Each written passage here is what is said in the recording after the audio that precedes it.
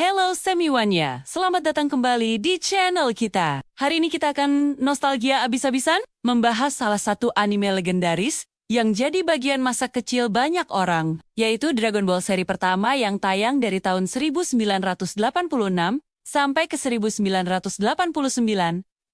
Siapa sih yang nggak kenal Goku? Bocah polos berekor monyet dengan kekuatan super yang memulai petualangan epiknya mencari 7 bola naga. Anime ini, yang diadaptasi dari manga karya Akira Toriyama, membawa kita ke sebuah dunia fantasi yang penuh dengan petualangan, pertarungan seru, dan tentu saja, komedi yang khas. Ceritanya dimulai saat Goku bertemu dengan Bulma, seorang gadis jenius yang sedang dalam misi mengumpulkan Dragon Ball.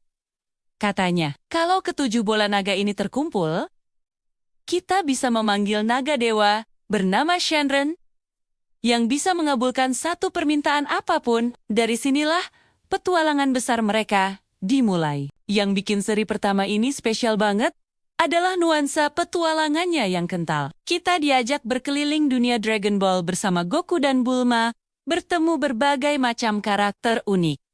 Ada Ulong, si babi yang bisa berubah bentuk. Yamcha, si bandit gurun yang awalnya takut sama perempuan. Dan tentu saja, Master Roshi atau Kame Sennin, kakek genit tapi sakti mandraguna yang ngajarin Goku jurus Kamehameha. Setiap karakter punya pesonanya sendiri dan berhasil bikin ceritanya jadi lebih hidup dan berwarna. Berbeda dengan seri-seri setelahnya seperti Dragon Ball Z yang lebih fokus pada pertarungan dahsyat antar planet, seri pertama ini lebih menonjolkan elemen komedi dan eksplorasi. Humornya seringkali slapstick dan sedikit nakal, khas gaya Akira Toriyama. Kita bisa lihat Goku yang super polos nggak ngerti apa-apa tentang dunia luar, atau kelakuan genit Master Roshi yang selalu bikin kita geling-geling kepala. Momen-momen inilah yang bikin Dragon Ball seri pertama terasa begitu ringan dan menghibur. Selain itu, turnamen bela diri dunia atau Tenkaichi Budokai jadi salah satu highlight utama di seri ini. Disinilah kita bisa lihat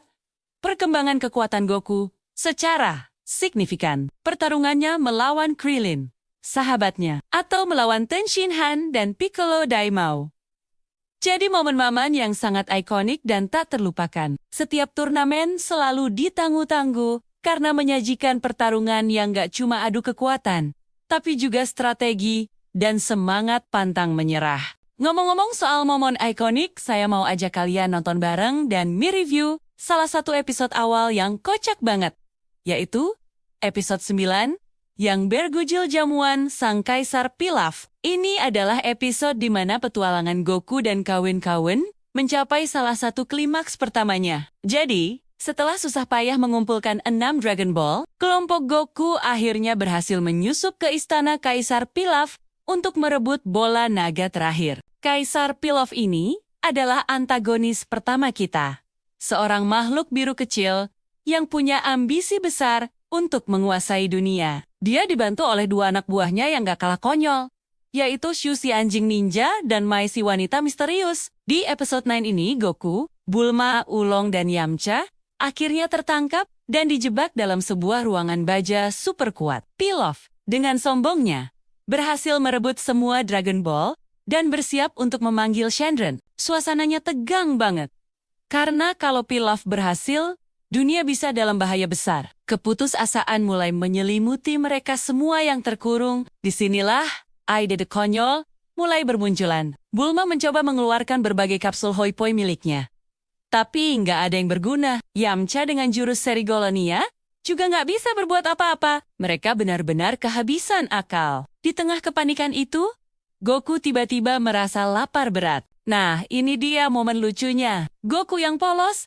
mengira makanan yang pernah dia lihat di istana Pilaf itu cuma mimpi. Saat Pilaf akhirnya berhasil memanggil Shenron di luar, naga raksasa itu muncul dengan megahnya. Langit menjadi gelap, dan semua orang terpana. Pilaf sudah sayap-sayap mengucapkan permintaannya untuk jadi penguasa dunia. Tapi, sebelum dia sempat bicara, dari dalam ruangan tahanan, Goku tiba-tiba melihat bulan purnama lewat sebuah lubang kecil di atap. Disinilah terjadi salah satu plot twist paling legendaris di awal cerita Dragon Ball.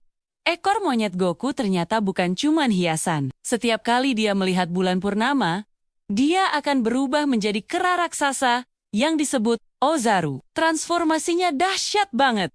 Dia kehilangan kesadaran dan mengamuk sejadi-jadinya. Dinding baja super kuat yang nggak bisa dihancurkan tadi langsung hancur lebur oleh kekuatan Ozaru Goku. Kaisar Pilaf dan anak buahnya yang lagi fokus sama Shenron jadi panik setengah mati melihat monster kera raksasa tiba-tiba muncul dan menggobrak-gebrik istananya. Rencana mereka untuk menguasai dunia jadi berantakan total. Shenron yang menunggu permintaan jadi nggak sabaran. Di tengah kekacauan itu, Ulong yang cerdik berhasil kabur dan dengan cepat meneriakkan sebuah permintaan konyol kepada Shenron sebelum Pilaf sempat melakukannya. Dan permintaannya adalah celana dalam wanita. Ya, kalian nggak salah dengar. Permintaan pertama yang kita lihat di Dragon Ball adalah sebuah celana dalam. Ini benar-benar nunjukin betapa kocak dan absurdnya serial ini. Setelah permintaan konyol Ulong terkabul, Shenron pun menghilang dan Dragon Ball tersebar lagi ke seluruh penjuru dunia.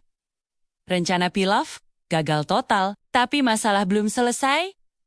Goku dalam wujud Ozaru masih mengamuk. Teman-temannya kebingungan bagaimana cara menghentikannya. Akhirnya, Yamcha dengan bantuan Puar berhasil memotong ekor Goku, dan dia pun kembali ke wujud normalnya. Pingsan, tanpa mengingat apapun. Episode 9 ini adalah contoh sempurna dari apa yang membuat Dragon Ball Classic begitu dicintai. Ada ketegangan, pertarungan, komedi absurd, dan plot twist yang tak terduga. Kita bisa lihat bagaimana kepolosan dan kekuatan Goku, kecerdasan Bulma, kelihayan Yamcha, dan kekonyolan Ulong bersatu padu untuk mengatasi masalah. Episode ini juga memperkenalkan konsep transformasi Ozaru yang akan menjadi elemen penting di cerita selanjutnya. Secara keseluruhan, menonton ulang Dragon Ball 1986 ini seperti membuka album kenangan yang indah. Animasinya mungkin terlihat jadul kalau dibandingkan dengan standar sekarang. Tapi pesona, cerita, dan karakternya tetap abadi. Ini adalah fondasi dari semua saga Dragon Ball yang kita kenal dan cintai. Tanpa petualangan mencari bola naga ini, nggak akan ada pertarungan melawan Frieza, Cell, atau Majin Buu. Bagi kalian yang mungkin baru kenal Dragon Ball dari seri Super, saya sangat merekomendasikan untuk menonton seri pertamanya ini. Kalian akan mendapatkan pengalaman yang berbeda, yang lebih fokus pada petualangan dan komedi, serta melihat asal-usul dari semua karakter legendaris ini. Dan bagi kita yang sudah tua, hehe, menonton ulang seri ini pasti akan membawa senyum dan tawa.